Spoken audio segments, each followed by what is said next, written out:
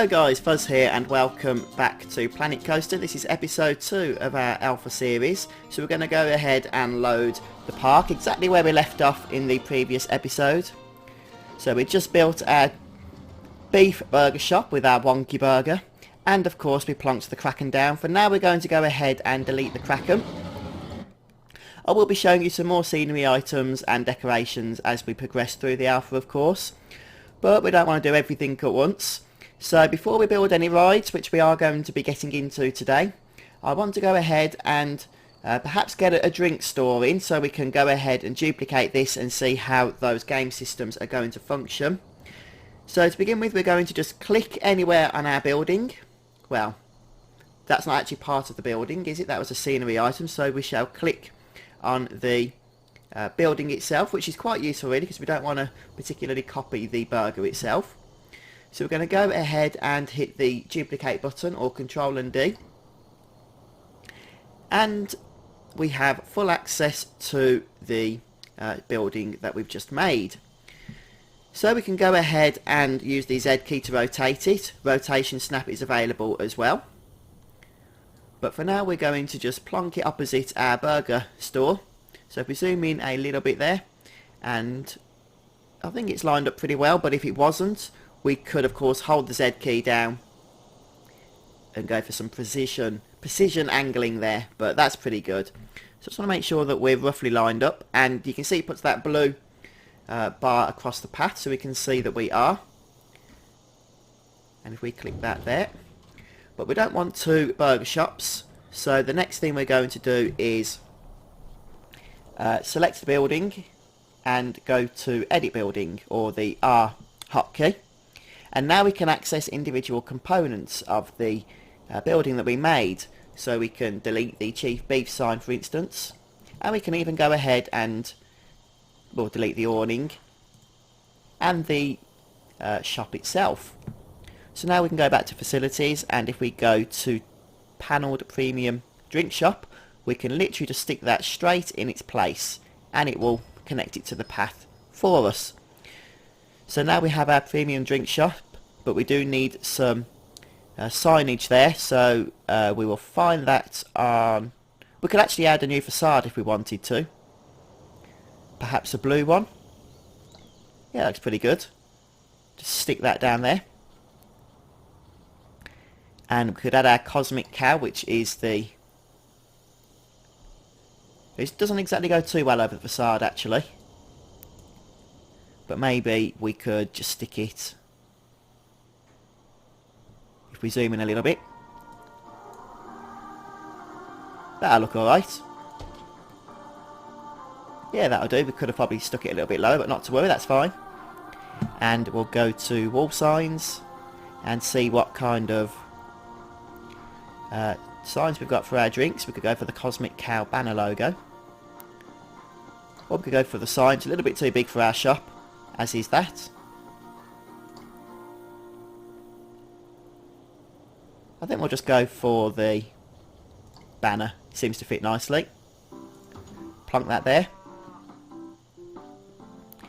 And we could even stick up some of these signs around here.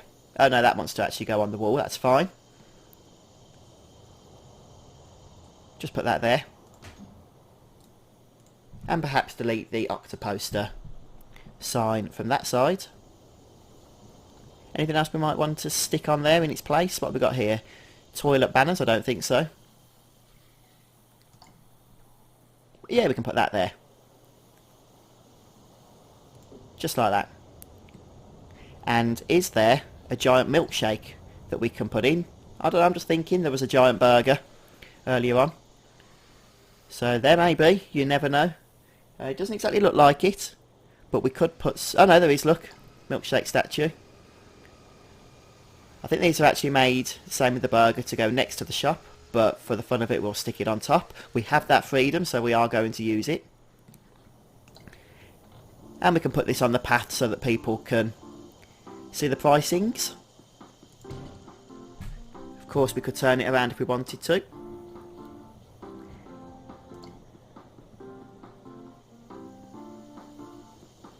And we'll just stick that down next to it, I think.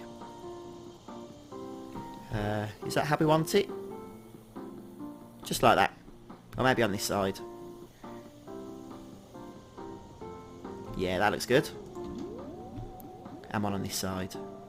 So we've actually added a little bit more in the way of scenery compared to our burger store. But there's our cosmic hat. It would be nice to be able to customise some of these signs, but maybe, as I said in the last episode, we'll get an option to create our own from within the game itself, which would be pretty good. So we'll close out of that menu for now. People have a place to eat and drink. And hopefully you can see that the path is actually wide. Sorry about that, guys, if there was a slight break in the recording there. I accidentally minimised the game, which sort of freaks everything out, but hopefully we're good to go again. So, as I was saying, yeah, the paths, wasn't it, are actually wider than they initially look when you haven't actually built anything. But let's just zoom in again. Look at some of these details of these signs. Very, very impressive. I really am impressed with the level of detail in this game. And it's all running so smoothly as well for an alpha. Okay, we've got 2 buildings in, so it's not exactly going to be taxing on the computer. But still, so far so good. So perhaps we can have a look at some of the scenery items, or actually let's just go straight into some rides. After all, this is a theme park management game after all. So if we head over to the rides section, and just remember this alpha isn't necessarily about the rides. So that's why we've only got, is it 12? 1, 2, 3, 4, 5, 6, 7, 8, 9, 10, 11, 12, 13 rides available. But at least we've got something to play around with and mess about with. If we go ahead and choose one of these, perhaps we could go for the good old pirate ship. Always a staple of many a theme park. And again, we can use the Z key to rotate and angle as we so want. I think we'll stick the pirate ship around about there. Plonk it down. We can now place the entrance. And this pretty much works in the same way that we've seen in the previous Roller Coaster Tycoon games. So we can put this wherever we want to. I guess it makes sense to put it right at the front, doesn't it? And we'll place the exit. Doesn't matter where. That will do. And I suppose we should have placed both the entrance and exit there, because now people are going to have to come down these steps and mess about. So we'll move the entrance to this side and the exit to that side. So now we need to build our queue path. So we'll open up the paths menu and choose the queue option on the interface. We've got a couple of options to pick from here that we can select. We'll go ahead and select the basic option. And again we can use angle snap, which I do think I'm going to do. I want a nice straight queue line, so we'll go for 45-degree snaps. And I'm happy with 3 meter queues. And that's pretty much all there is to it. Oh, one slight difference to the previous Roller Coaster Tycoon games, we now actually have to add the ticket booth to the queue. And as you can see, that does take up a little bit of space. So we'll once again just go to the path there, delete some of that, and add ticket booth to queue. And we can just about, that's it, line that up, just like that. And we've got this blank queue entrance here, so we can certainly decorate that out a little bit in a moment or two. But for now we shall build our exit path. So if we stay on the path option, choose the same path that's going to match up with what we've already been building. We've still got our 45-degree snap. Maybe we go for a nice little curve. There we go. Close the paths window.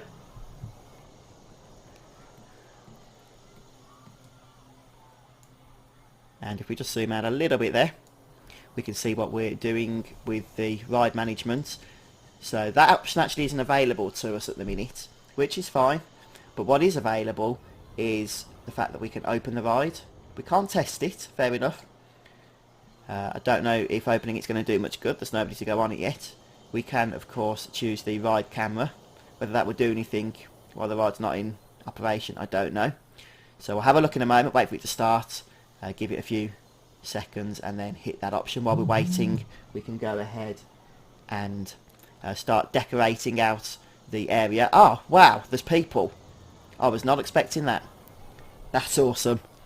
Haha. That is, oh wow, I'm happy now. I did not expect there to be people in the alpha, especially because there's no way to open or close the park. Wow. And look, the mascot's made his way over. Let's just take a moment to check out these peeps. They come in all different shapes and sizes. And they do come in groups as well. Some poor fella has to come on his own, but hopefully by the time we finish building our park, he'll be glad he came.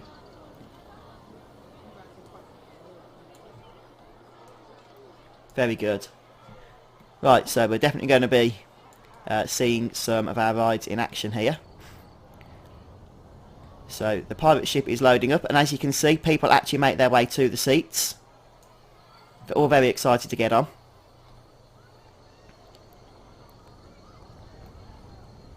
And we can watch this from any angle we so choose. Look, even the metal gridding on the floor, he's just got so much detail in. Very impressive. And looks like we're about to begin, so maybe we can go onto the ride camera here. And we can choose a seat. And we can look around, of course, who we're sitting next to.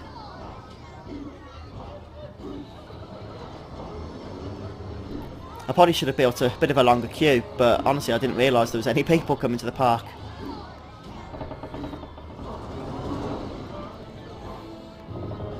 And you can actually see the guests' reactions as they're on the ride.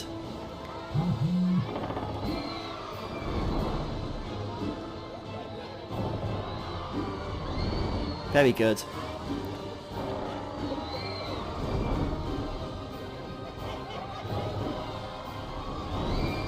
Okay, so we'll leave the on-ride queue for now. The pirate ship. Wow, very smooth animations as well. So let's see what we can do in the way of our queue entrance here. If we go to scenery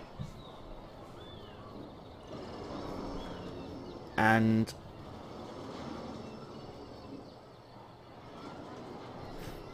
there's not a lot available at the moment, in all honesty. So we'll probably just leave that for the time being. But maybe we can just stick some other bits down, like some props. This is a pirate ship after all. And the good thing is, I think we might, I'm going to test this, be able to build this on the ride itself.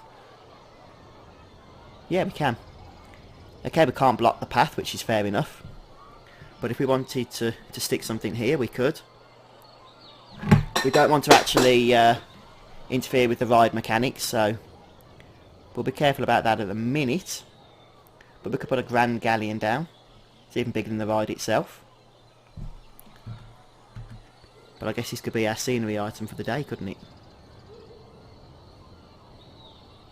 The only thing is, people will be a bit excited when they see this Grand Galleon and then they get to the ride and think, oh, it's a little bit smaller than I expected. But I want to put this down anyway so we can have a look at it.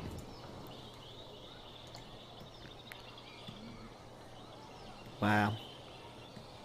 Awesome. Yeah, I'm very impressed so far, I've got to be honest. Very, very impressed. Looking forward to trying out the coaster builder. Yeah. Everything is just so detailed. And so smooth as well, the way everything plonks down. I think we are going to delete this for now because it is a little bit out of place. But there's our first ride. And people seem to be excited to get onto it. So I think with that we'll finish our second episode and pick up next time. Let me know as well, guys, if there's anything you want me to show you. Something that maybe I've missed or you want to explain to me or tell me or ask to see, then post a comment in the YouTube comments section below, or if you would like to, then please go ahead and sign up to the FuzzfingerGaming forum. I pretty much am usually always available there if you want to ask me anything. And go ahead and subscribe to the YouTube channel as well. That will keep you up to date with future episodes in this series as I put them out. But until next time guys, take care. Bye for now.